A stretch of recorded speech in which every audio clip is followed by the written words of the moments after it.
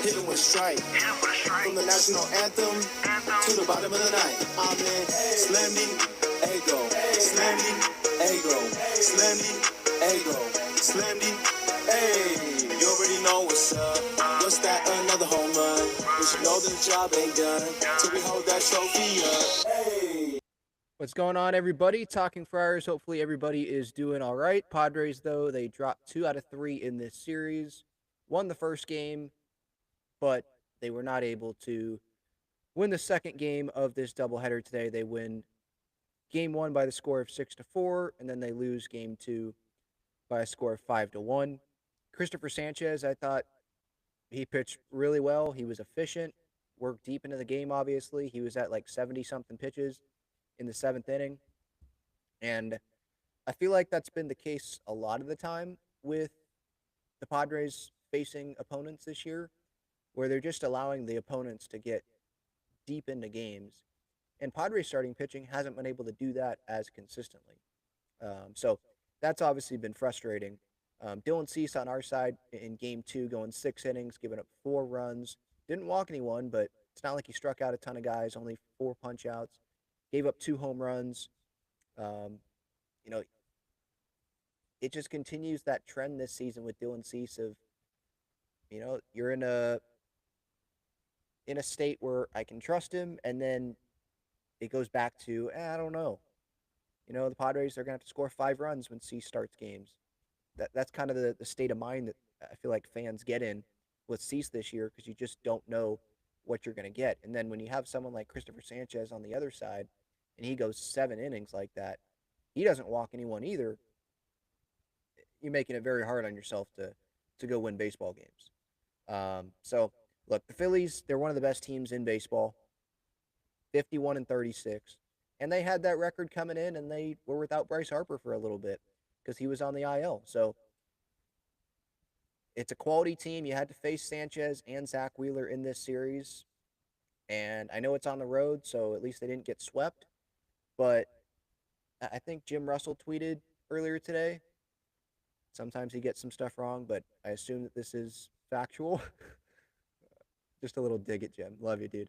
Where is it? It was something about the Padres' record versus teams that are not bad. 19-33 versus teams that are above 500 so far this season. So, right there, that's not encouraging, right? If you're the Padres and you have these World Series aspirations and making a deep run in the postseason, and first you got to make the postseason.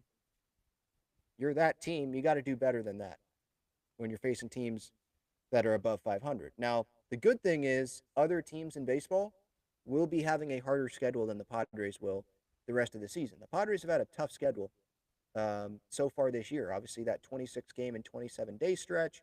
You had the Dodgers a couple of series in there. You had the D-backs, had the Royals, obviously the Phillies here. It hasn't been the easiest. And the good news is it is just July 2nd. But I do say that. Like, I keep saying that, where it's June 27th or it's June 30th. Well, now the calendar just keeps going closer to October here.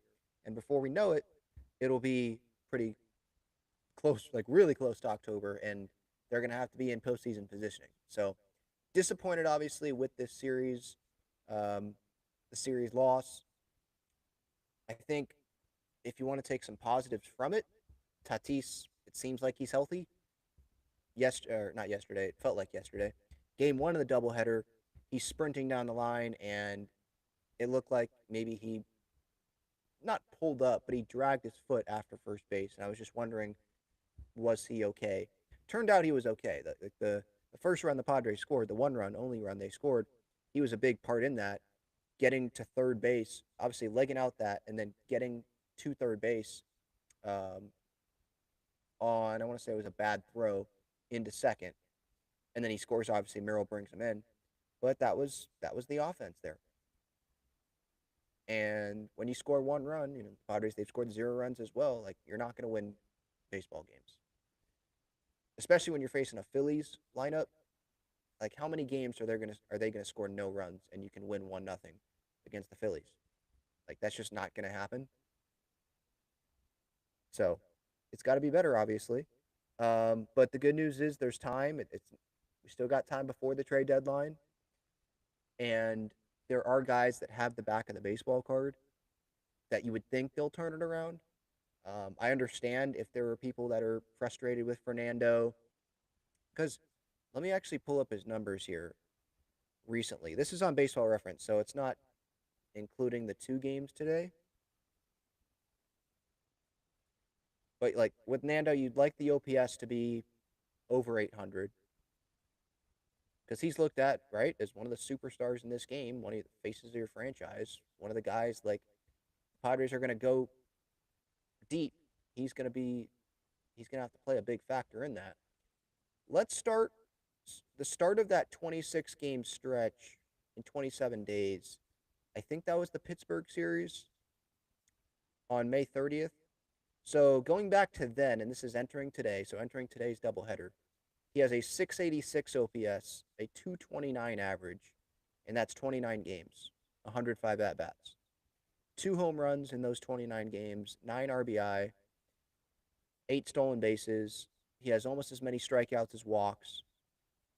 Um, I know he got hit right by Mitch Keller earlier this season, and there's people that want to maybe connect the dots there with that. Whatever it is, just like bottom line, I'm expecting more from Tatis, and it is frustrating that that hasn't happened. I was listening to Section 1904. I think it was this week, and Darren and John were talking about that Tatis and like who's the real Fernando Tatis Jr. Is the real one, kind of the guy we're seeing, or was like the 2021 Tatis where he led the NL in home runs? That's the Tatis that we want. That's the Tatis that he can be, but is that the actual real Tatis? I think that was an interesting question to put out there, and so I can ask that to the chat. Obviously, like he can do that. I believe he can do that, but I do think that it is not easy, but it's probably easier than other superstars to pitch Fernando. Like for me, sure, you're gonna pitch him in, but you go breaking ball low and away, and you get him to start chasing there, and he's not gonna be able to do anything with those pitches.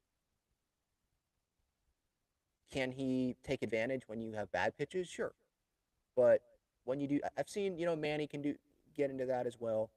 Uh, Obviously, it's kind of like, well, no duh, Ben. When you execute as a pitcher, you can get guys out regardless of who they are. But I've just noticed that. And obviously, Tatis, he's gone back and forth between having the leg kick and just the toe tap, and then leg kick. More now, I think he's trying to be more consistent there with the toe tap. Let me go back in one of the videos I posted just to double check what he was doing most recently. Like today what I just saw there, it was a little bit of it wasn't like a huge leg kick, but it wasn't just a toe tap. Yeah, I'm watching it right now. The first game of this doubleheader today, it's a, it's not a big leg kick, but it's a little bit. And he was doing just the toe tap. Me personally, I know Tatis has the power. I'd like him just to do the toe tap, but I know I kind of sound ridiculous as a fan recommending Tatis to do stuff. Like, that's Victor Rodriguez's job. Tatis knows himself good enough. They're not watching or listening to this. But I'm just someone like when I believe someone has power and they have the talent like Tatis has, I want them to keep things as simple as possible. And that's the toe tap. Like Bryce Harper does the toe tap at times, and he still has power even to go the opposite way. I'd say like Harper's more of the power guy than Tatis, but Tatis obviously has the power. So just hoping for more production there. Made a good sliding catch today. The defense is still there. Speed's there. Seems like he's as healthy as he pretty much can be right now. And again, it's positive that it seems like he's fine coming off of him running that ball out in the first game of the doubleheader. But yeah, he's one of the guys that you want it to be better. And Jackson as well. Like both of those guys, both of their OPSs are at 792 after the 2 games today. You like those to be over 800. Um, I love Jackson, and you're probably like, well, here comes the but. And yeah, but I think he has expanded the zone. He's kind of taken to Luis Arias a little bit, it seems like, where he has expanded the zone more than he probably wants to. He's probably pissed at himself for expanding the zone. That's what I've seen, where it's just like, that's ball four. I think Gavin Sheets did that today, too. That's ball four, and then you end up striking out or end up weak contact, and just frustrating, obviously. But obviously, baseball's a very hard game, and I'm just a fan sitting here talking about it, and I wouldn't be able to do what they do. But as a fan, I just react to what I see. It's been frustrating a little bit for sure. Um, Anything I wanted to hit on from this second game that I haven't? Um, Eduardo Nunez, he made his big league debut. Wasn't the best. Probably some MLB debut jitters, which is totally understandable. I never like overreacting to a big league debut. Like, this is what these guys have been working for their whole life, maybe their whole life, definitely for years and years and years. And they get there, and you want to do so well, so you're not going to feel the same going into your MLB debut, especially coming in from the bullpen like that in Philly. You're not going to feel the same as he will in his 10th big league appearance. He'll probably have more success his 10th big league appearance than his first, and feel more confident. And I feel like that's with a lot of things in life. Not It doesn't have to do with baseball, but the first time you show up at a job, or first time of doing something, you're not going to be as comfortable, as confident probably as you will once you get those reps in. And so that's just what it is. I don't think we should. I'm not really reacting much at all, other than to say like, yep, he's got velocity, great, but I'm not going to overreact to that. Pretty much used the whole bullpen. Obviously, used Suarez there in game one to get that first game. It was closer than we wanted it to be, but a win's a win. Gave some of my reaction to that after game one. Um, I did want to congratulate, not that he's listening or even knows about my show, but Manny Machado, starting third baseman in the MLB All Star game coming up in July in Atlanta. Um, Dodger fans obviously were making fun of Mud for openly campaigning for Manny on the broadcast the other day, and it's I was laughing at it because I knew that, like, Dodger fans, they always fall for the bait. Whenever I post something, I know that they're gonna fall for it. That's just how it is, and I laugh at it. Like, I don't even read all the comments, but I do see some of it, and I just laugh. Like, I'm not responding to them. Like, it's just funny to see when they react to this stuff, and they were like thinking that you Max Muncy, he's easily gonna win. All the Dodger fans, they're gonna show up and obviously vote for Muncy, and that'll beat Manny. And how Max Muncy, the numbers are actually pretty similar, and they are to Manny. At least when I last looked at them. But who's the better overall third baseman? It's Manny Machado. And I know people will count. They'll look at the errors this year and be like, "Well, look how close that is too." But the overall body of work, and it's the All Star game. Would you rather have Max Muncy at third base or Manny Machado? It, the regular baseball fan, I don't think they want to see Max Muncy at third base in the All Star game. I think they want to see Manny Machado, who's going to be a future Hall of Famer, is a future Hall of Famer. I think they want him there at third base. So, and look, the Dodgers, in no way am I like saying the Padres are better than the Dodgers.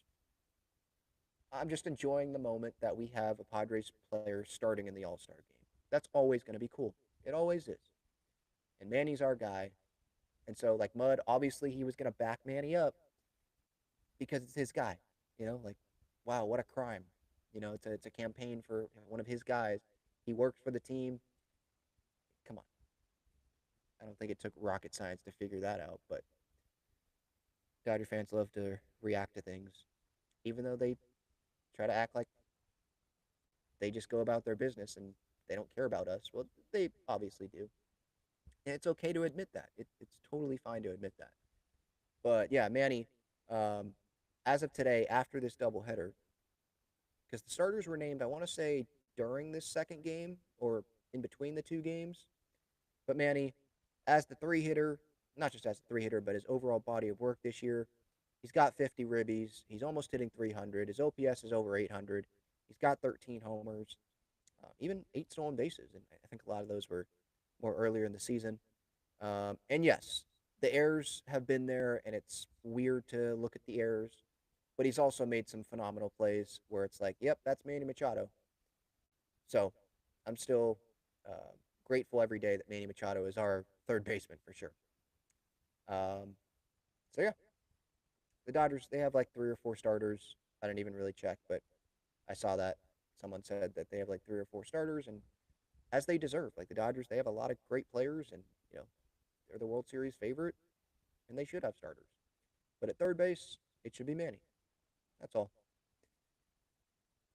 Um, Before I get to the chat, I did want to see any injury updates. Darvish, I think the latest there with him was that he had that sim game in Lake Elsinore, and I assume he'll come back to San Diego and probably throw another bullpen, check in with medical staff, see how he feels. I did post an update. Yeah, the sim game was expected to be at least 60 pitches, 4 innings in Lake Elsinore yesterday, and it seems like that did happen. Lake Elsinore posted some pictures online of Yu Darvish in his Padres uniform there in Lake Elsinore.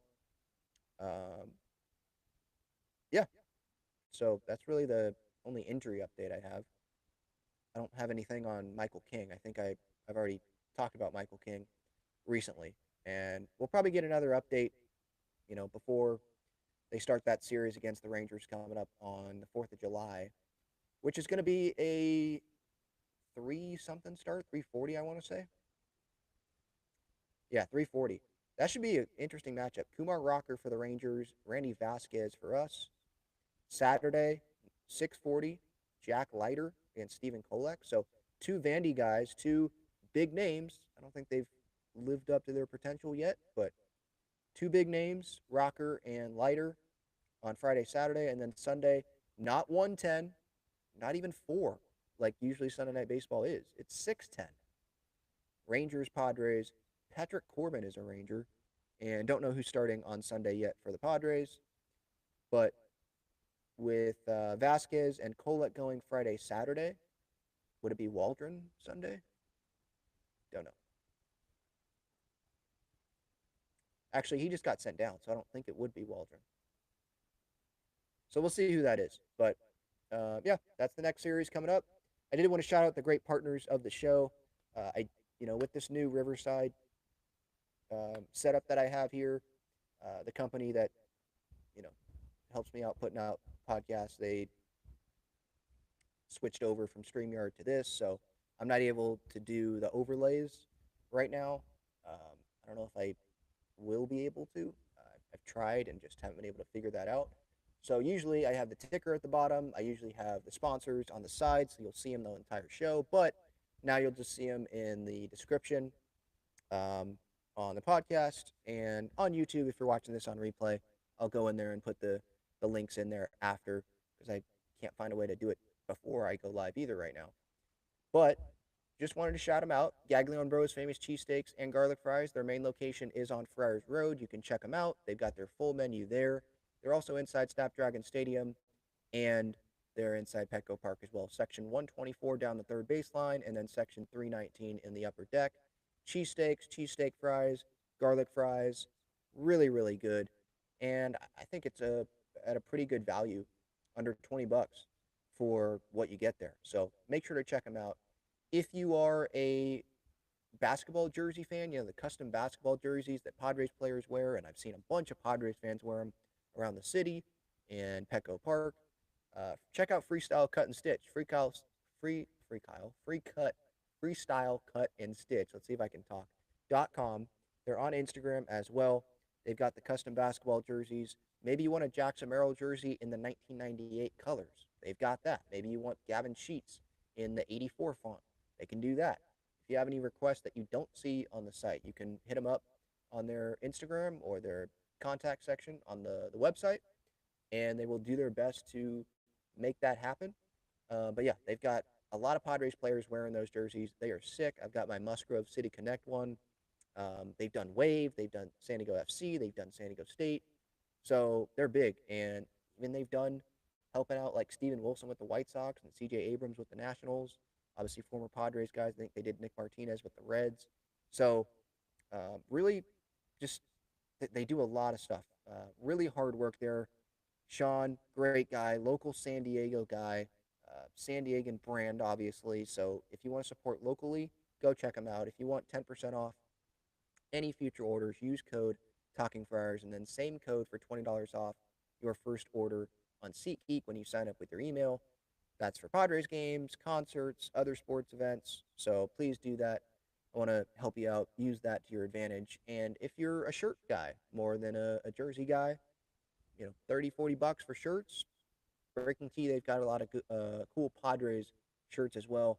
Player shirts, multiple player shirts as well, like multiple guys on the same shirt. They've got Tatis, Darvish, Manny, Sheets, Holy Sheets. They've got a lot of stuff. Merrill. So I definitely recommend that you check them out. Also, if you're a fan of the older shirts, of previous year's shirts, they still have those up there too, probably at a discounted price. So please check out Breaking Tea. The links will all be in the description once I get done with this on the YouTube side of things, and they are already there on the podcast side of things if you're listening audio wise only. All right, let's get to the chat. Irie says Dylan 2025 equals a healthy letdown so far. LOL. Yeah, it's been a letdown. Like, there's been some good moments, but then again, it just hasn't been consistent enough. And that's where the letdown is. And so if we're going into a postseason series right now, he's not my game one starter. That's Nick Pivetta. And then after that, yeah, you're probably going Dylan Cease. Obviously, you want King, Darvish back, maybe even another starting pitcher that the Padres acquire at some point, right? But yeah, going into this year, right, if Darvish and King were going to be out and a postseason series started, you are going to want Dylan Cease to be game one, right? You want him to be pitching that way. Not saying he can't, but he hasn't been pitching that way consistently. And so, yes, definitely been disappointing. JD's third said game two had 0 positives, 1 for 5 with runners in scoring position. Yeah, Manny got into one there, but Brandon Marsh got that at the track.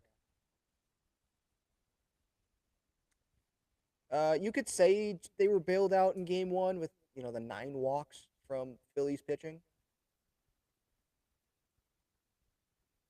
And so, yeah, I mean, I understand not being super positive coming away from this doubleheader and this series overall, right? Dominated by Wheeler, game one, not like you smacked the ball all over the yard. There were a ton of walks. But they did take advantage of those opportunities a little bit last game one, those opportunities that they got. And so you can take that as a positive. If you're bummed out by this series, which you should be, yeah, I don't blame you. But what I would say is the Phillies, they're a really good team, and you face some of their best pitchers, and the Padres aren't fully healthy with their pitchers. And I'm just looking at that calendar, and I'm just like saying, thankfully, it's still July 2nd. And thankfully, the Padres, they got off to that 15-5 start to start the season. So now, when they're where they're at, which is 46-40, sure. Does it suck that the Dodgers already have an 8-game lead on us in the division? Yeah. Like, you want that gap because that just seems like something that's just already not going to happen. But even with us being disappointed, the Padres, they're in wild card position as we sit right now, as I'm talking right now. And it's July 2nd, so that doesn't matter. But it totally could be worse, and guys are coming back. And there are guys that I believe have the track record to turn it around. I know that I said that in 2023, and we know what happened there. And I know it's an odd year. And even years have been better for the Padres, but if you really buy into the odd year, even year thing, I think you're just probably just making excuses for the Padres. I've never bought into that. Jackson says Luis Ariz is a black hole and we need to replace him. It sucks since I like him, but he's not producing in any facets. Yeah, let me look up Ariz's numbers. anyone that like gets frustrated when he expands the zone, which I have at times this year, that's who he is. And that's part of what makes him actually good, is because even if it is outside the zone, he can still go get a hit, take it the opposite way. Not producing in any facets is an interesting way to say that. Since the beginning of that Dodger series on June 9th, he's hitting 314, entering today. 314 with an OPS over 750, which is probably where it's going to be when it's Luis Rise we're talking about, not the power. Last 3 games entering today had 4 hits combined. So there is production there, more production than you probably think. But I understand why fans are frustrated with the Rise as well. Um, ultimately, like Schilt has thought so much about it and knows that, yeah, got to move him in the order, and Arise hitting 4th now. So clearly, like if Arise was being Luis Arise, I don't know if Arise would be hitting 4th. I think they'd probably keep him in the leadoff spot. But yeah, I think it's totally not as bad as Adam Frazier, right? Remember the Adam Frazier trade? Totally not as bad as that. Not trying to make it seem like that's what it is, but I do compare it to it a little bit just because I think, he comes over to San Diego and sure, he did deal with some injuries. I think we need to note that. But it's still, I think there's been something left there that we're still waiting on. I wouldn't say he's a black hole, though. I think the black hole is more like the catching position offensively.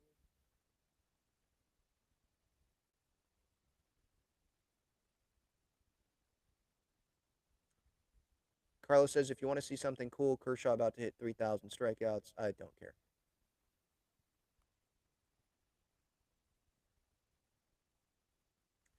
Albert says Dylan Cease didn't look confident. I mean, when, like, he knows he doesn't have the consistency either. So, yeah, it's probably pretty easy to not look confident. No way we make the playoffs unless the Stars get hot and Darvish and King are there for us by August. Trade Cease for a bat.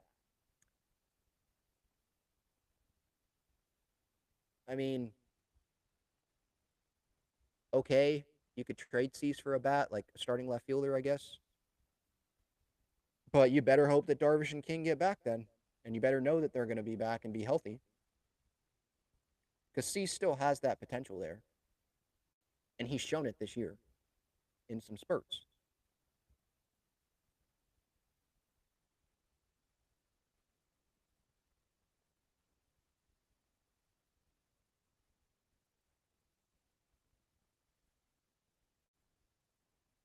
Mike says 2-4 road trip, brutal. When do they play the D-backs? Good question. It's after this Ranger series, right? Because they got the day off tomorrow, and they got D-backs Monday, Tuesday, Wednesday, and Thursday. 4-gamer, and then they host the Phillies. So last day off before the All-Star break. Rangers, D-backs, Phillies.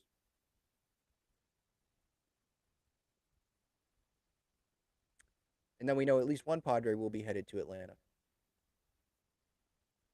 Good for Ketel Marte, by the way. I saw that he's starting in the All-Star game. Good for him. And because he won the fan vote. I think a lot of fans got behind him after what happened in Chicago with that dumb fan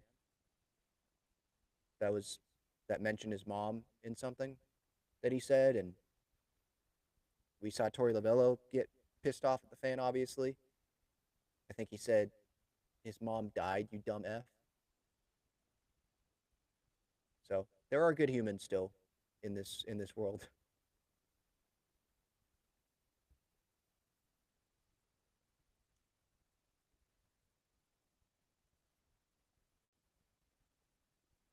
My volume was good easier or earlier. Excuse me. Sorry.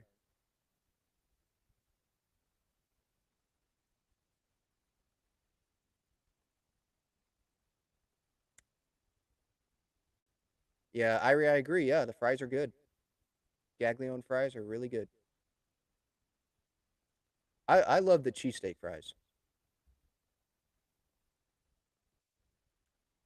Why? I don't need the updates on the Dodger game. I don't care. I don't need these updates.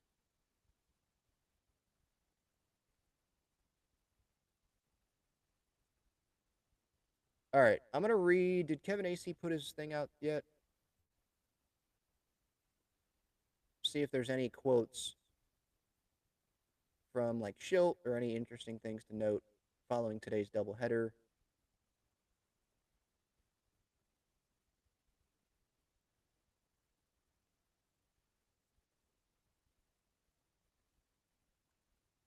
Schilt said, if we do that, this team is going to be virtually unstoppable.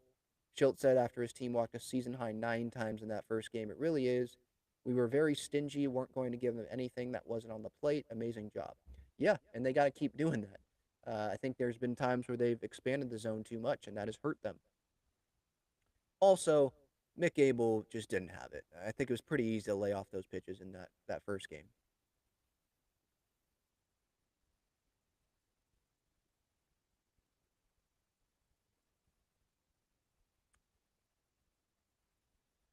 Cease's homer to Max Kepler. Um, Cease was jumping in the air once that ball was hit. He knew he hung it.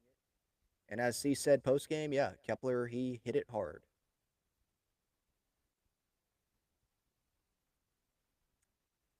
Cease says, not being more consistent and giving more of a chance to win, it's frustrating. I battled. I mean, I'm proud of how I fight. It's just, I haven't executed super well this year. Yep, there you go. Because if he does that, he's one of the best pitchers in baseball. There's a reason why the Padres gave up what they did to get him. Had the no hitter last year.